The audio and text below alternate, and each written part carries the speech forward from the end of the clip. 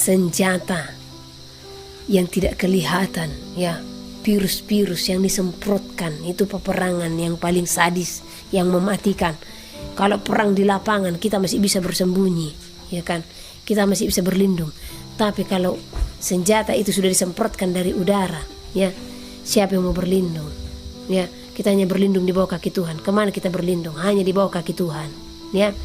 Nah, dan senjata-senjata ini akan ditebarkan di seluruh penjuru bumi. Penderitaan di muka bumi ini dilakukan oleh orang-orang yang menganggap diri mereka sebagai yang berkuasa.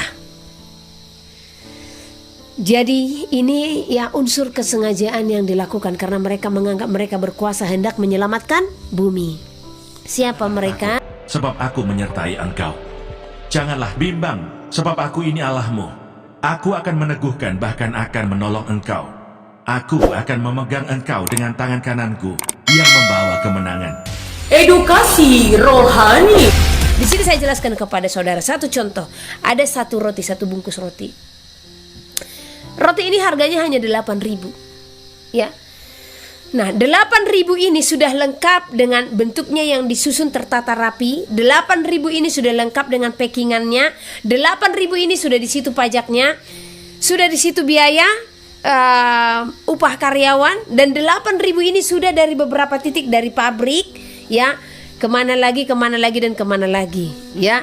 Nah, dari grosiran, pengecer, segala macam, ya. Nah, berapa tahapan? Jadi aslinya kita beli yang 8.000 ini dari pabrik berapa? Bisa saja 5.000, ya.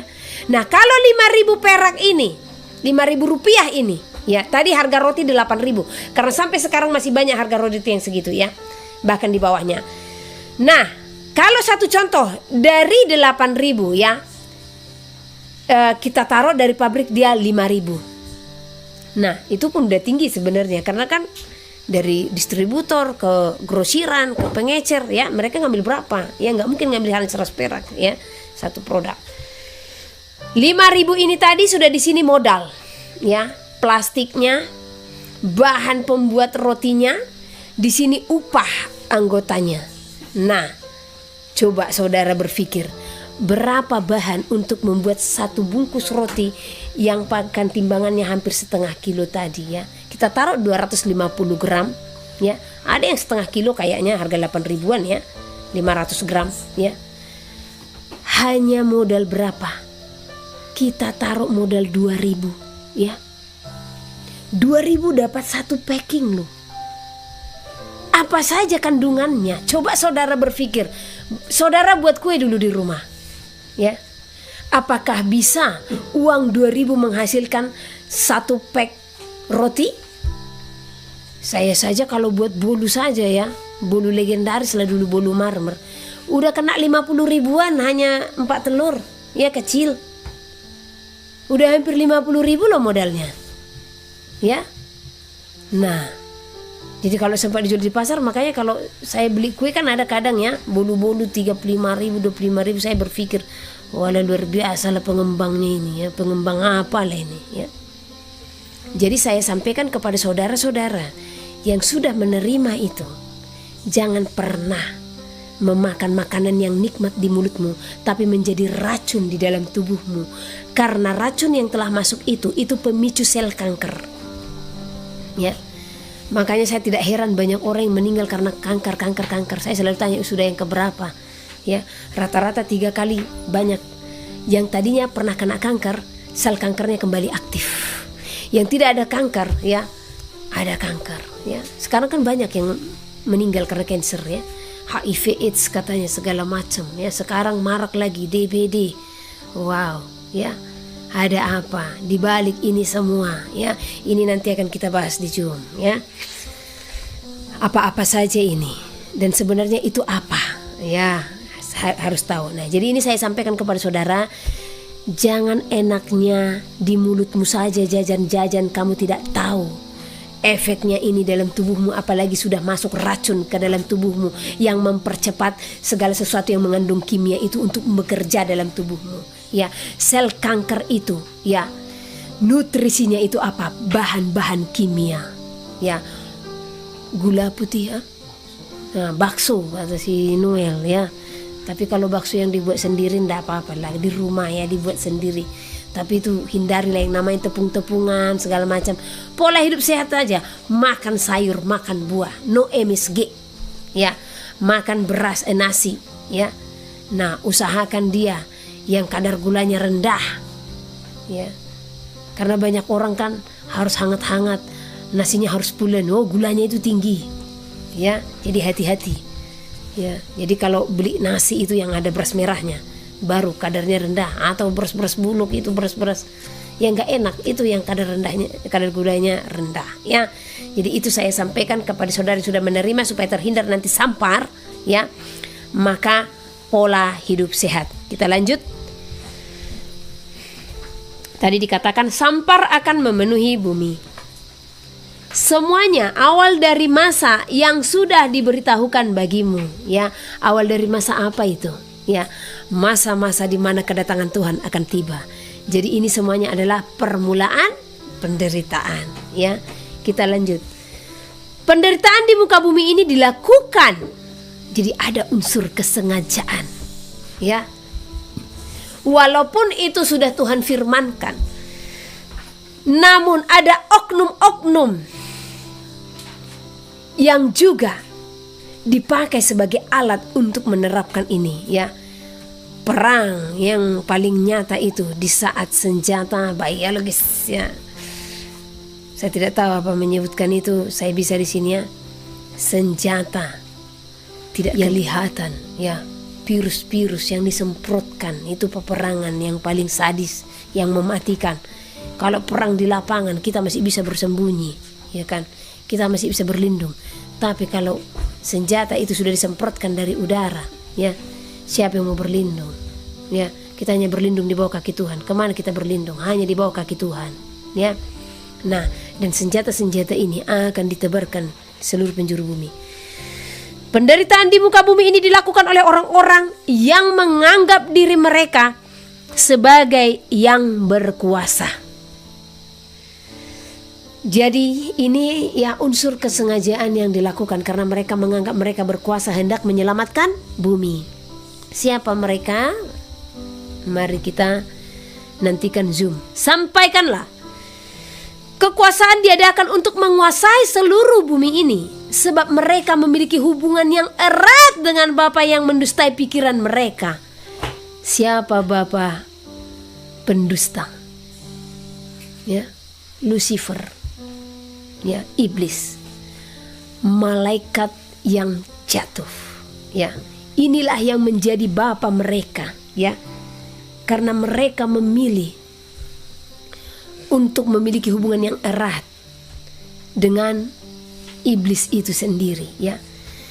Merekalah yang berdiri menguasai seluruh bumi ini.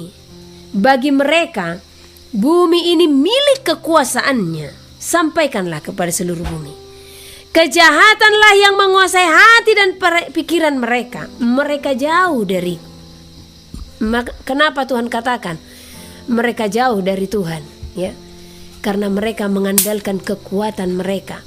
Karena mereka menganggap mereka mampu hanya karena memang mereka yang memiliki kemampuan, kepintaran dan kekuatan. Ya. Kejahatan yang menguasai hati dan pikiran mereka. Mereka jauh dariku.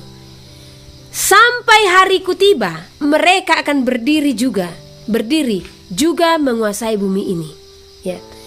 Sampai hariku tiba, kata Tuhan, mereka akan berdiri juga menguasai bumi ini. Jadi mereka masih tetap ada sampai hari Tuhan tiba. Ya. Jadi berjaga-jaga, jangan merasa di zona nyaman, ya. Menjauhlah dari perkotaan. Wow, kabar baik ini. Kabar baik bagi orang yang mau taat, tapi kabar buruk bagi orang yang sulit untuk melepaskan, ya.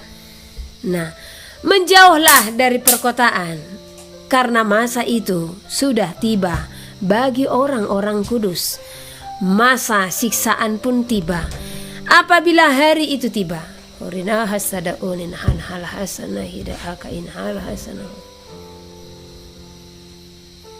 Tuhan berfirman, sebab di perkotaan akan banyak kesusahan,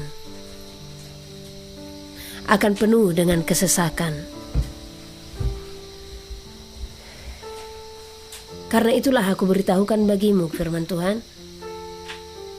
Aku berfirman bagimu, jauhilah perkotaan.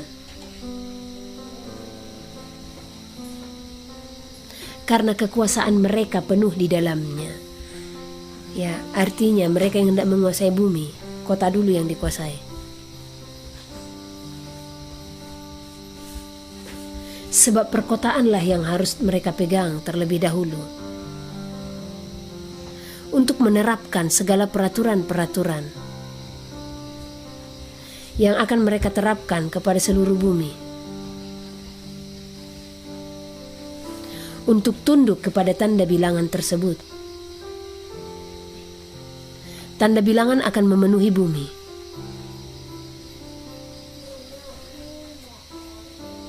Jangan biarkan memenuhimu.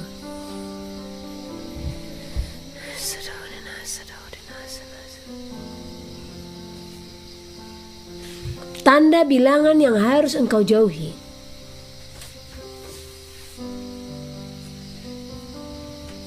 Karena itulah yang akan memisahkanmu dariku. Aku berfirman bagimu, menjauhlah dari perkotaan. Karena mereka menguasai perkotaan.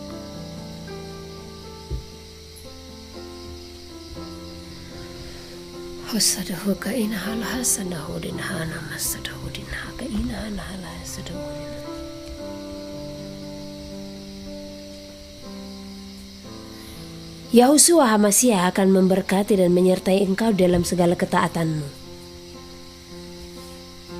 Engkau akan melihat perbedaan. Akan orang-orang yang taat di dalam firman-Ku. Jadi keluar dari perkotaan itu firman Tuhan ya. Aku akan memberkati engkau.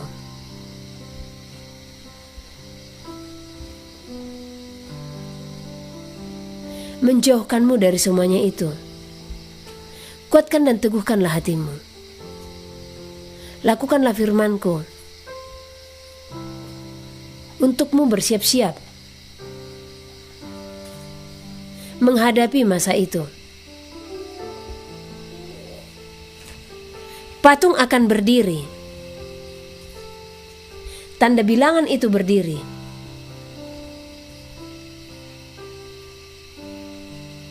Mereka akan memerintahkanmu untuk sujud dan menyembahnya. Merekalah yang akan menguasai seluruh hidupmu.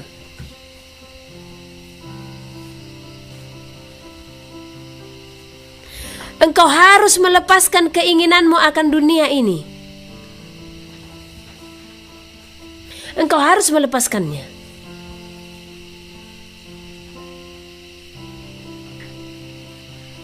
Kedahsyatan yang besar akan melanda bumi. Kasih akan semakin dingin.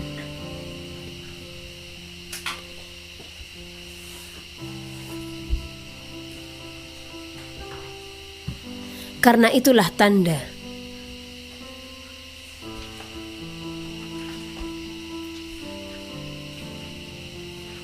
Masanya akan tiba di dalam bumi ini. Zaman yang baru.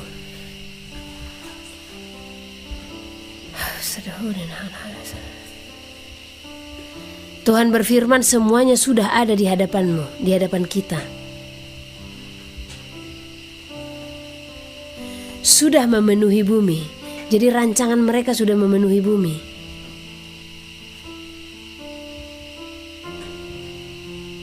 Semuanya akan diperlihatkan.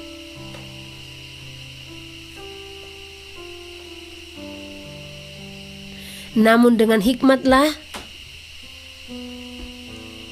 dan kebijaksanaan,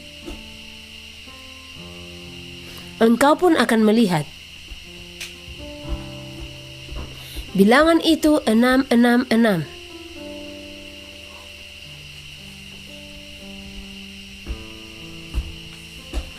bilangan yang menjatuhkan hubungan denganku, ke firman Tuhan, sebagai Tuhan dan Juru Selamat.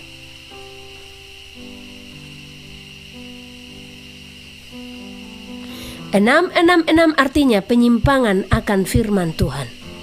Baru di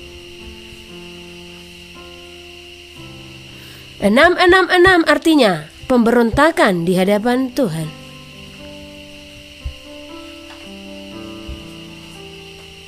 666 artinya pendurhakaan.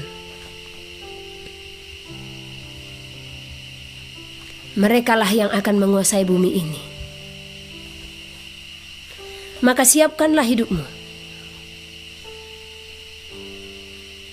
untuk menjauhi segala rancangan mereka. Rancangannya telah ada,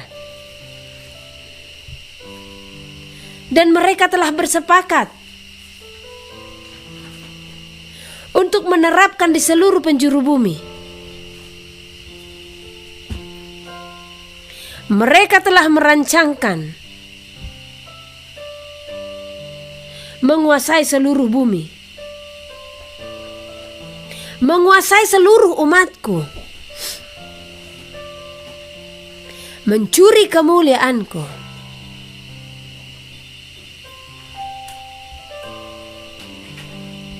Aku mengenal mereka,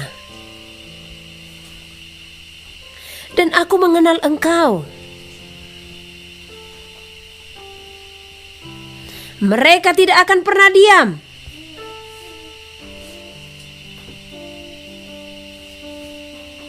Karena mereka masih memberontak di hadapanku.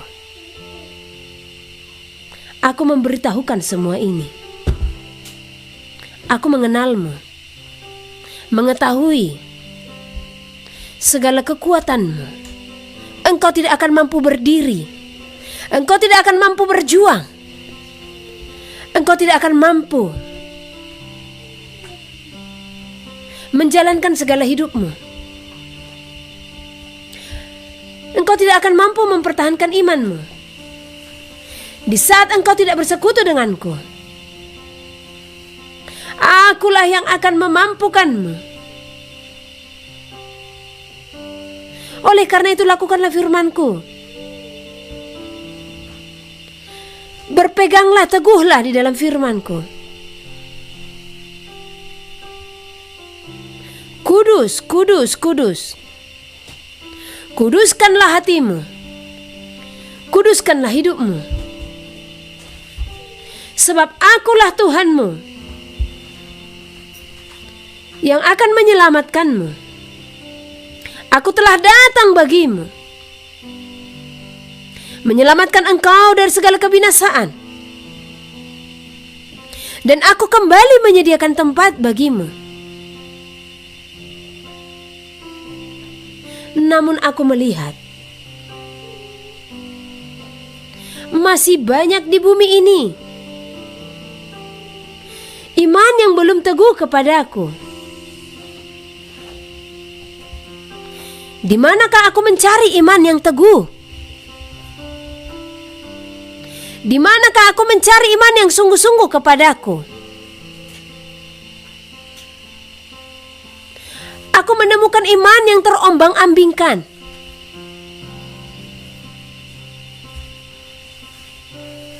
Aku menemukan iman yang tidak setia.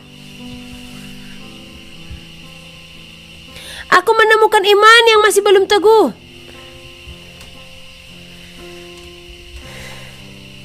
Aku mengharapkanmu kembali kepadaku.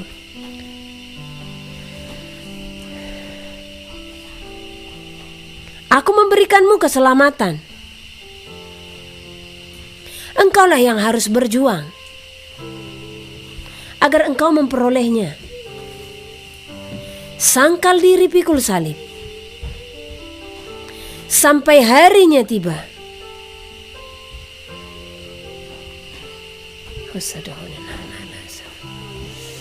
Haleluya, haleluya, haleluya.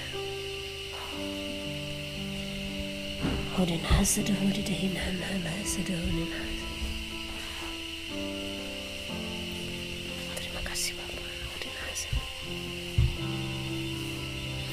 Tuhan berfirman, sampaikanlah kepada mereka, aku mengasihi mereka. Tuhan mengasihi kita. Tuhan sangat mengasihi saudara dan saya. Bukan hanya saya, saudara juga sangat dikenannya. Saudara sangat dikasihinya. Ya.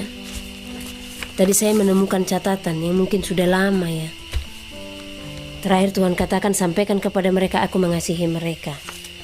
Jadi ini kalimat yang tertulis tadi ada selembar. Saya tidak tahu ini kapan dituliskan. Ya, anakku, aku mengasihimu. Ini disampaikan kepada saudara dan saya supaya kita tetap berjuang. Ya. Hodedaha kayana masaduhunin hanalasana. Tuhan sampaikan kepada saya, ini kepada saya pribadi. Ya, sampaikanlah firman-Ku selalu kepada mereka. Jadi saya akan selalu menyampaikan kepada saudara apa yang Tuhan sampaikan. Tanda bilangan sudah di depan mata. Ya, ini kita harus bersegera. Ada beberapa hamba Tuhan yang sudah telepon saya menyampaikan pesan Tuhan. Ya, bahkan yang tidak pernah bertelepon tiba-tiba bertelepon, Bu, Tuhan berfirman, bersegera, bersegera. Ya, makanya saya bilang, oh Tuhan, ini rumah 2 harus cepat selesai. Saya harus bersegera sebelum terlambat. Ya. Kayak kemarin ya, waktu enjus itu ada keterlambatan sedikit ya. Oke, saya akan lanjut ya. Minum dulu saudara, haus.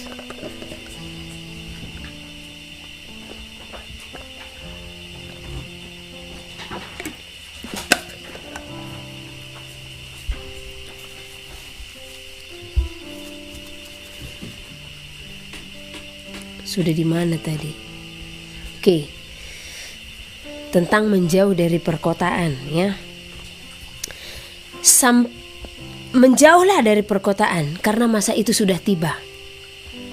Bagi orang-orang kudus, masa siksaan pun tiba. Apabila hari itu tiba, berdoalah untuk memperoleh kekuatan. Jadi kalau itu sudah tiba di hadapan saudara dan saya, kita harus berdoa untuk memperoleh kekuatan. Sebab kesesakan akan memenuhi bumi. Imanmu, tunggu, sorga berfirman, sampai harinya tiba. Bangunlah imanmu dalam firman yang kudus. Sempurnakanlah imanmu dengan perbuatanmu. Jadi iman kita juga harus disempurnakan dengan perbuatan. Sebab iman tanpa perbuatan hakikatnya mati. Ya, begitu juga perbuatan tanpa iman. Makanya dikatakan di sini, sempurnakanlah imanmu dengan perbuatanmu. Artinya, jikalau kita percaya, kita menerima Dia sebagai Tuhan dan Juru Selamat, Anak manusia itu yang telah datang ke dalam dunia, ya, maka kita harus menyempurnakan itu dengan perbuatan kita. Perbuatan kita yang dikenan oleh Tuhan adalah melakukan seluruh firman Tuhan. Apa firmannya? Baca semua apa yang tertulis dalam kitab suci, ya. Sucikanlah hatimu, bawalah korban syukurmu, bawalah persembahanmu di dalam namaku. Tuhan memerintahkan kita untuk membawa korban syukur dan persembahan di dalam nama Tuhan. Apa itu? Ya, jangan langsung aneh pikirannya. Aduh, ini sudah boleh bicara persembahan ini. Tidak, ya. Karena kalau berbicara persembahan kepada saudara, biar Roh Kudus yang menggerakkan hatimu. Tanpa kita bilang-bilang dari sini pun, Roh Kudus akan gerakkan siapa saja yang akan digerakkan, kan gitu ya. Tetapi persembahan yang kita bicarakan di sini itu bukan berbicara segala sesuatu ya yang menyangkut materi-materi ya. Nah, seperti yang sering dibahas di gereja-gereja ya. Kalau sudah pergi ke gereja berbicara persepuluhan, berbicara persembahan, buah sulung segala macam, tidak. Kalau di dalam tim pelayanan kasih tidak ada berbicara seperti itu. Kalau saudara digerakkan ya, lakukan apa yang menjadi kegerakan yang dilakukan oleh Roh Kudus. Namun saya digerakkan untuk menyampaikan firman kepada saudara, saya akan melakukannya untuk saudara ya. Bawalah korban syukurmu, bawalah persembahanmu di dalam namaku, kata Tuhan. Apa korban syukur itu? Ya. Karena banyak hamba Tuhan mengajarkan korban syukur itu berupa apa? Pemberian-pemberian kita ke dalam gereja. Tetapi korban syukur yang Tuhan nyatakan di sini dan persembahan adalah puji-pujianmu dalam roh dan kebenaran, ya. Bawalah korban syukurmu yaitu puji-pujianmu dalam roh dan kebenaran. Dan bawalah persembahanmu di dalam namaku yaitu persembahan dengan segenap hidupmu bagi kemuliaanku. Ya. Jadi persembahan kita itu adalah bawalah segenap hidupmu bagi kemuliaanku, kata Tuhan. Itu persembahan kita. Tadi korban syukur kita apa? Puji-pujian, ya, dalam roh dan kebenaran. Dan persembahan kita apa? Bawalah segenap hidupmu bagi kemuliaanku, kata firman Tuhan. Ya, inilah pesan Tuhan yang disampaikan hari Jumat.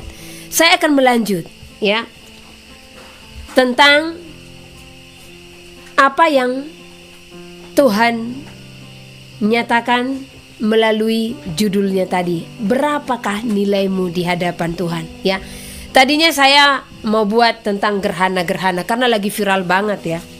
Gerhana ini ya, kegelapan, lagi viral banget.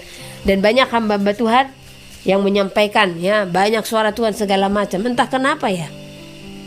Apa saya yang kurang intim atau bagaimana? Hati ini tetap tenang saja. Ya, saya tanya kepada Tuhan pun ya, tetap tenang. Ya. Karena setiap anak yang di dalam Tuhan pasti akan tenang dalam menghadapi sesuatu, sekalipun itu maut di hadapan kita. Tetap tenang. Ya. Jadi seperti saya diingatkan, kalau kita di sini bukan mencari keviralan, ya. Kita menyampaikan firman di sini bukan semata-mata ya, cari judul supaya viral, supaya keren dan supaya dicari, bukan. Pokoknya apa yang Roh Kudus taruhkan sebagai judulnya, itu yang saya taruhkan. Ya. Nah, karena kita bukan mencari keviralan ya. Nah, siapa yang mau mendengarkan kebenaran di sini, maka kasih anugerah itu. Ya, kasih anugerah. Saudara yang setia dalam ibadah ini adalah kasih anugerah. Karena apa yang kita dengarkan melalui pelayanan tim pelayanan kasih ini adalah segala perintah Tuhan, peringatan-peringatannya, pesan-pesan Tuhan, dan bagaimana kita dididik dan diajar untuk mempersiapkan hidup di dalam Tuhan. Jadi mau gerhana, mau kegelapan ya, mau dihubung-hubungkan dengan 3 hari kegelapan segala macam, ya sudahlah. Semua sudah kita baca ya. Jadi kita sudah tahu apa yang tertulis, kita sudah tahu. Jangankan kegelapan 3 hari 3 malam katanya ya, siksaan berat kita pun harus siapkan. Karena kegelapan itu ya, ada juga hamba Tuhan bilang, nanti hati-hati ya, siapkan pentungan di depan pintumu katanya. Jadi kalau ada yang mengetuk nanti ya pentung saja seperti itu. Nah, karena jangan-jangan nanti itu perampok atau apa. Gimana sih ya? Saya tadi sampai sebelum saya berdiri bersama saudara, saya ngambil waktu tenang, saya berdiam diri, Tuhan, kok sama saya Tuhan tidak bukakan sih tentang gerhana ini? Ya, yang lain sudah bersiap-siap Tuhan, sudah beli segala sesuatu, kami nggak ada beli apa-apa ini. Yang lain sudah mempersiapkan, mau air mineral, mau beras, mau segala macam, kami nggak ada persiapan ini Tuhan. Ya, tapi biarlah Tuhan, Engkau yang menjadi persiapan kami, Engkau yang menjadi terang kami di dalam kegelapan itu Tuhan. Ya, amin. Ya, bukan kita menghindari bukan kita satu contoh menjadi orang bodoh ya, yang menghadapi malapetaka, tetapi ini kesiapan hati kita yang penting ya di sini ya.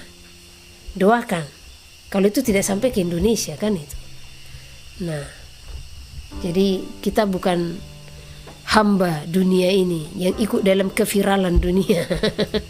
Kita menyampaikan apa yang Tuhan maksud ya. Tetap tenang ya. Bahkan di dalam siksaan pun katanya tetap tenang ya.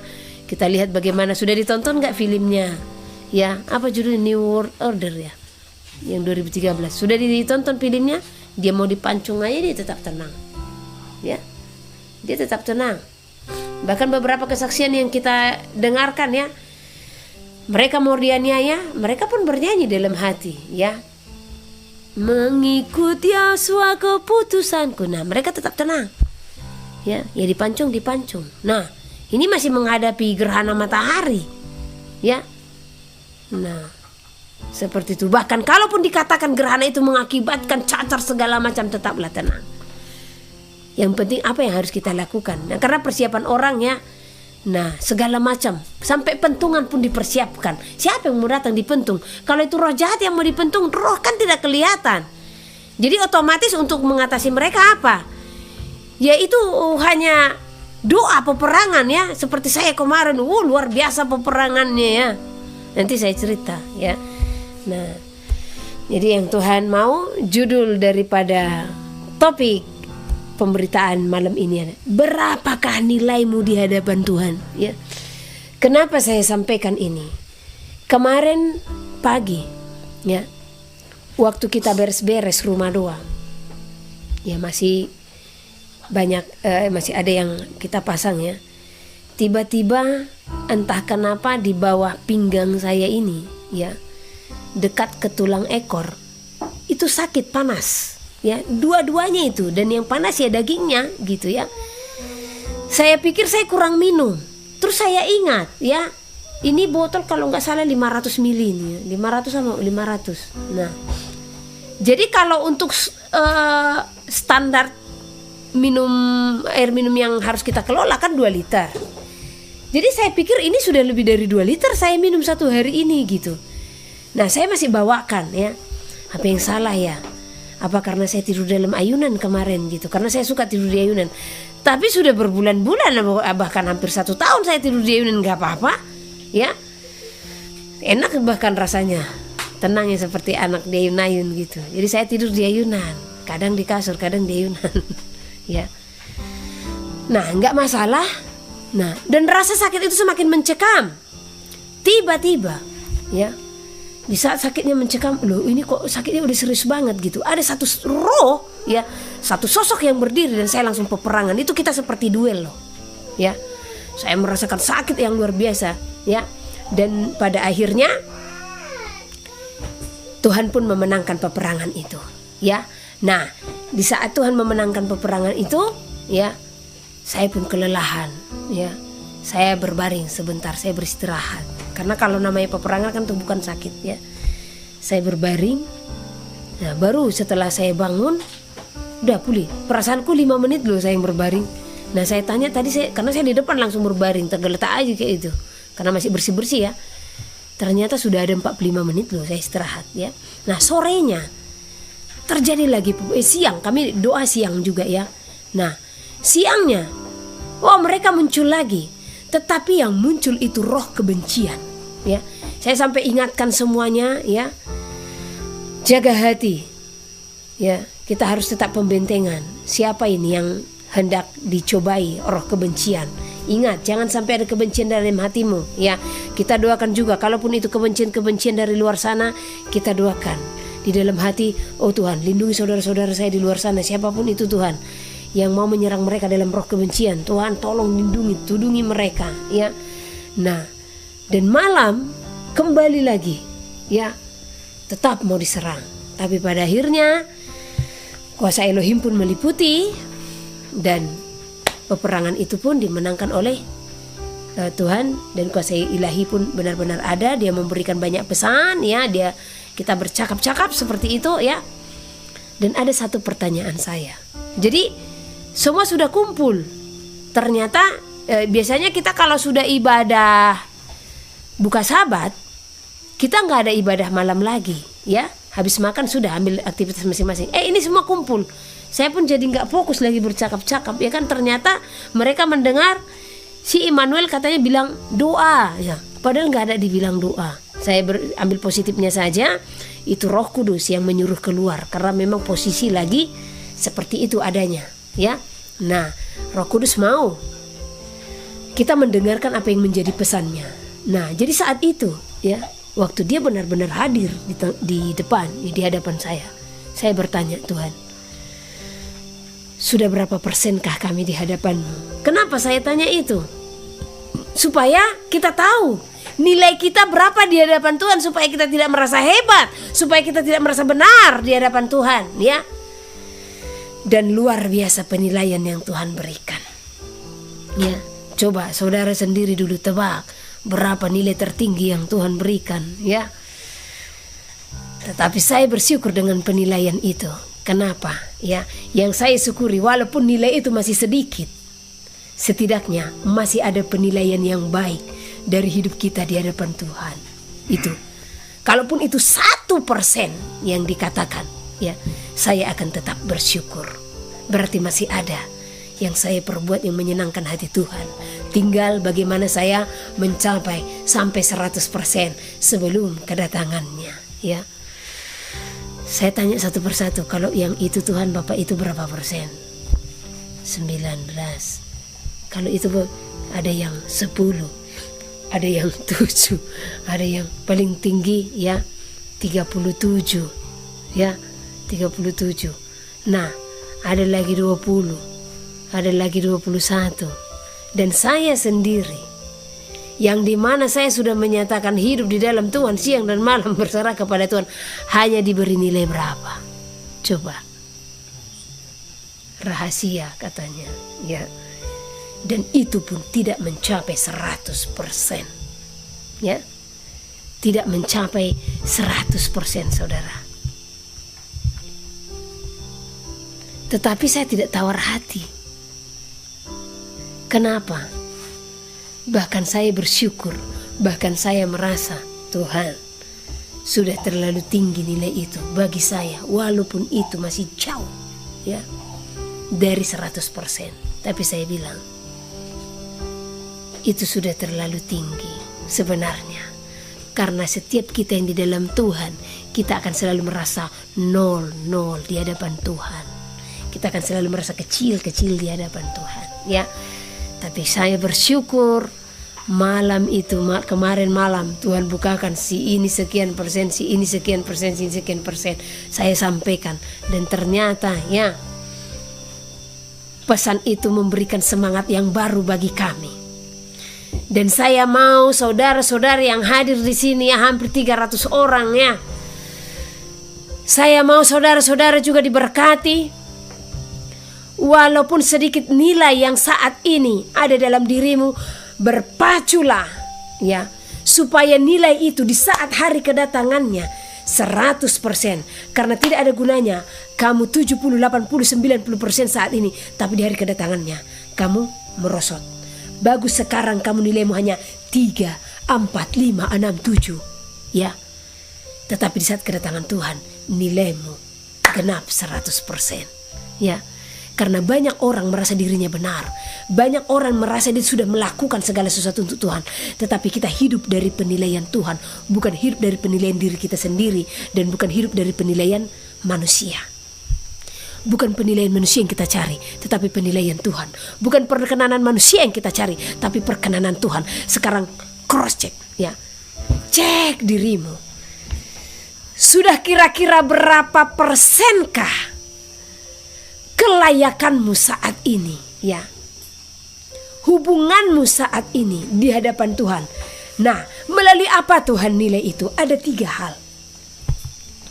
Yang pertama, ketulusan, catat ya. Yang kedua, kesungguhan ya. Yang ketiga, komitmen ya, komitmen.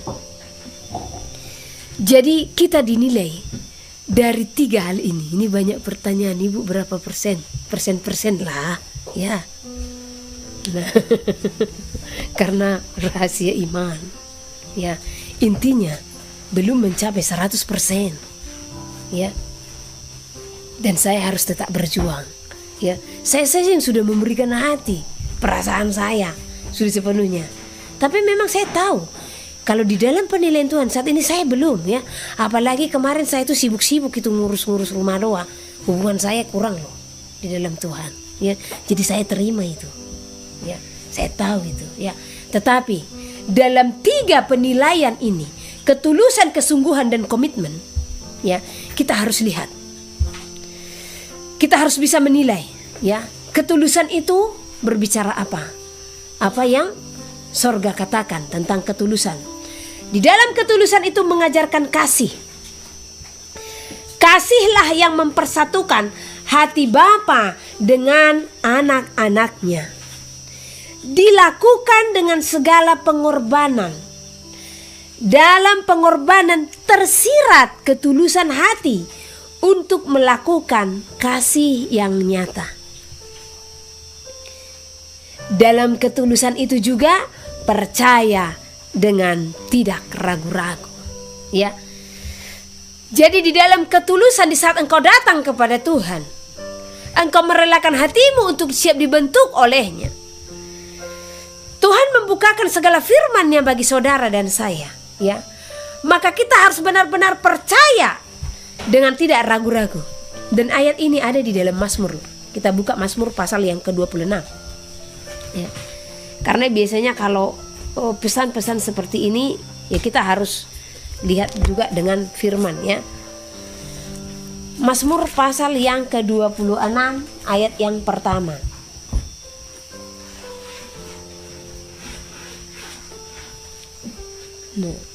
Berilah keadilan kepadaku, ya Tuhan, sebab aku telah hidup dalam ketulusan. Kepada Tuhan aku percaya dengan tidak ragu-ragu. Jadi di saat Daud memberikan hidupnya dengan ketulusan kepada Tuhan, maka dia percaya dengan tidak ragu-ragu. Ya. Apa yang menjadi firman Tuhan engkau harus percaya sesungguhnya tanpa ragu-ragu. Binatang haram bisa dimakan atau tidak ya? Ibu Heni selalu kembali ke binatang haram. Ujung-ujungnya nanti binatang haram. Daripada saudara yang duluan, saya yang duluan ya. Nah, percaya kepada Tuhan dengan tidak ragu-ragu. Kalau itu firman, jangan ragu-ragu. Sudah dilarang, lakukan saja. Ingat dan kuduskan hari Sabat, kuduskan. Ya, hormati ayah dan ibumu, hormati. Jangan mengucapkan saksi dusta tentang sesamamu, jangan menggosip. Ya, simple. Ya, jangan mencuri, ya sudah. Jangan mengingini milik sesamamu, lakukan. Ya, aduh, padahal aku kepingin banget kemarin ada kursi sofanya. Ya. Sudah dibilang jangan. Jadi jangan ragu-ragu, ya. Percaya sepenuhnya.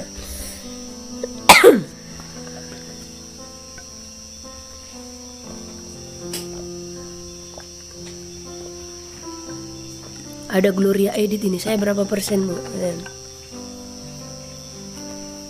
Nanti. Ya, di WA saja.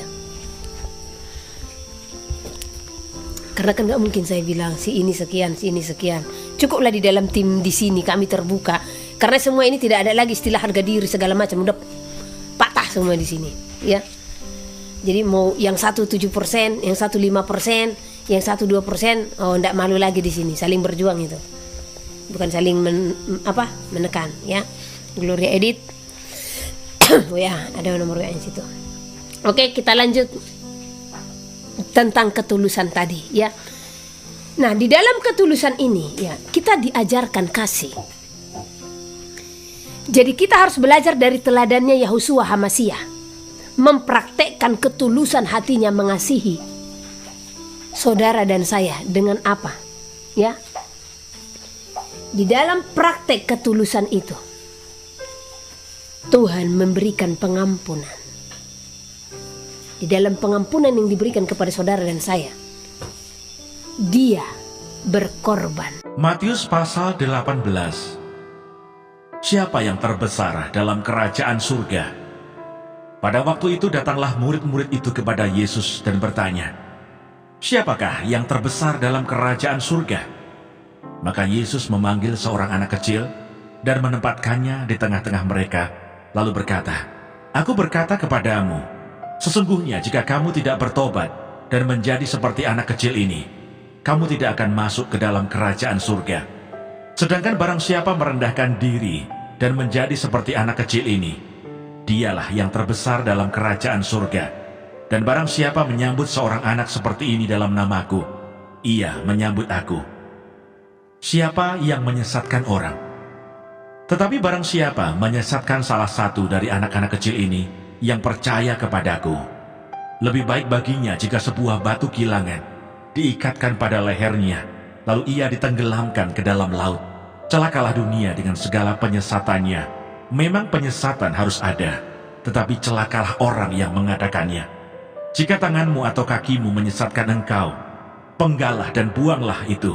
Karena lebih baik bagimu masuk ke dalam hidup dengan tangan kudung atau timpang, daripada dengan utuh kedua tangan dan kedua kakimu dicampakkan ke dalam api kekal, Dan jika matamu menyesatkan engkau, cungkilah dan buanglah itu. Karena lebih baik bagimu masuk ke dalam hidup dengan bermata satu, daripada dicampakkan ke dalam api neraka dengan bermata dua. Ingatlah, jangan menganggap rendah seorang dari anak-anak kecil ini.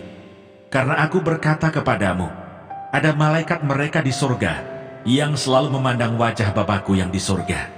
Karena Anak Manusia datang untuk menyelamatkan yang hilang. Perumpamaan tentang domba yang hilang. Bagaimana pendapatmu jika seorang mempunyai 100 ekor domba dan seekor di antaranya sesat? Tidakkah ia akan meninggalkan yang 99 ekor di pegunungan dan pergi mencari yang sesat itu? Dan aku berkata kepadamu, sesungguhnya jika ia berhasil menemukannya, lebih besar kegembiraannya atas yang seekor itu daripada atas yang ke-99 ekor yang tidak sesat. Demikian juga Bapamu yang di sorga tidak menghendaki supaya seorang pun dari anak-anak ini hilang. Tentang menasihati sesama saudara. Apabila saudaramu berbuat dosa, tegurlah dia di bawah 4 mata. Jika ia mendengarkan nasihatmu, engkau telah mendapatnya kembali. Jika ia tidak mendengarkan engkau, bawalah seorang atau 2 orang lagi, supaya atas keterangan 2 atau 3 orang saksi, perkara itu tidak disangsikan. Jika ia tidak mau mendengarkan mereka, sampaikanlah soalnya kepada jemaat. Dan jika ia tidak mau juga mendengarkan jemaat, pandanglah dia sebagai seorang yang tidak mengenal Allah atau seorang pemungut cukai. Aku berkata kepadamu, sesungguhnya apa yang kamu ikat di dunia ini akan terikat di sorga, dan apa yang kamu lepaskan di dunia ini akan terlepas di sorga. Dan lagi aku berkata kepadamu, jika 2 orang daripadamu di dunia ini sepakat meminta apapun juga, permintaan mereka itu akan dikabulkan oleh Bapakku yang di sorga. Sebab di mana 2 atau 3 orang berkumpul dalam namaku, di situ aku ada di tengah-tengah mereka. Perumpamaan tentang pengampunan. Kemudian datanglah Petrus dan berkata kepada Yesus, Tuhan, sampai berapa kali aku harus mengampuni saudaraku jika ia berbuat dosa terhadap aku? Sampai 7 kali? Yesus berkata kepadanya, bukan, aku berkata kepadamu, bukan sampai 7 kali, melainkan sampai 70 kali 7 kali. Sebab hal kerajaan surga seumpama seorang raja yang hendak mengadakan perhitungan dengan hamba-hambanya. Setelah ia mulai mengadakan perhitungan itu, dihadapkanlah kepadanya seorang yang berhutang 10.000 talenta. Tetapi karena orang itu tidak mampu melunaskan hutangnya, raja itu memerintahkan supaya ia dijual beserta anak istrinya dan segala miliknya untuk membayar hutangnya. Maka sujudlah hamba itu menyembah dia, katanya, sabarlah dahulu, segala hutangku akan kulunaskan. Lalu tergeraklah hati raja itu oleh belas kasihan akan hamba itu, sehingga ia membebaskannya dan menghapuskan hutangnya. Tetapi ketika hamba itu keluar, ia bertemu dengan seorang hamba lain yang berhutang 100 dinar kepadanya. Ia menangkap dan mencekik kawannya itu, katanya, bayar hutangmu. Maka sujudlah kawannya itu dan memohon kepadanya, sabarlah dahulu, hutangku itu akan kulunaskan. Tetapi ia menolak dan menyerahkan kawannya itu ke dalam penjara sampai dilunaskannya hutangnya. Melihat itu kawan-kawannya yang lain sangat sedih, lalu menyampaikan segala yang terjadi kepada tuan mereka. Raja itu menyuruh memanggil orang itu dan berkata kepadanya, hai hamba yang jahat, seluruh hutangmu telah kuhapuskan karena engkau memohonkannya kepadaku. Bukankah engkau pun harus mengasihani kawanmu seperti aku telah mengasihani engkau? Maka marahlah tuannya itu dan menyerahkannya kepada algojo-algojo sampai ia melunaskan seluruh hutangnya. Maka Bapakku yang di sorga akan berbuat demikian juga terhadap kamu, apabila kamu masing-masing tidak mengampuni saudaramu dengan segenap hatimu. Matius pasal 19. Perceraian. Setelah Yesus selesai dengan pengajarannya itu, berangkatlah ia dari Galilea dan tiba di daerah Yudea yang di seberang sungai Yordan. Orang banyak berbondong-bondong mengikuti dia, dan ia pun menyembuhkan mereka di sana. Maka datanglah orang-orang Farisi kepadanya untuk mencobai dia. Mereka bertanya, apakah diperbolehkan orang menceraikan istrinya dengan alasan apa saja? Jawab Yesus, tidakkah kamu baca bahwa Ia yang menciptakan manusia sejak semula, menjadikan mereka laki-laki dan perempuan, dan firman-Nya, sebab itu laki-laki akan meninggalkan ayah dan ibunya, dan bersatu dengan istrinya, sehingga keduanya itu menjadi satu daging. Demikianlah mereka bukan lagi dua, melainkan satu. Karena itu, apa yang telah dipersatukan Allah, tidak boleh diceraikan manusia, kata mereka kepadanya. Jika demikian, apakah sebabnya Musa memerintahkan untuk memberikan surat cerai jika orang menceraikan istrinya? Kata Yesus kepada mereka, karena ketegaran hatimu, Musa mengizinkan kamu menceraikan istrimu. Tetapi sejak semula tidaklah demikian. Tetapi aku berkata kepadamu, barang siapa menceraikan istrinya kecuali karena zina, lalu kawin dengan perempuan lain, ia berbuat zina. Murid-murid itu berkata kepadanya, jika demikian halnya hubungan antara suami dan istri, lebih baik jangan kawin. Akan tetapi ia berkata kepada mereka, tidak semua orang dapat mengerti perkataan itu, hanya mereka yang dikaruniai saja. Ada orang yang tidak dapat kawin karena ia memang lahir demikian dari rahim ibunya. Dan ada orang yang dijadikan demikian oleh orang lain. Dan ada orang yang membuat dirinya demikian karena kemauannya sendiri, oleh karena kerajaan surga. Siapa yang dapat mengerti, hendaklah ia mengerti. Yesus memberkati anak-anak. Lalu orang membawa anak-anak kecil kepada Yesus, supaya ia meletakkan tangannya atas mereka dan mendoakan mereka. Akan tetapi murid-muridnya memarahi orang-orang itu. Tetapi Yesus berkata, biarkanlah anak-anak itu, janganlah menghalang-halangi mereka datang kepadaku. Sebab orang-orang yang seperti itulah yang empunya kerajaan surga.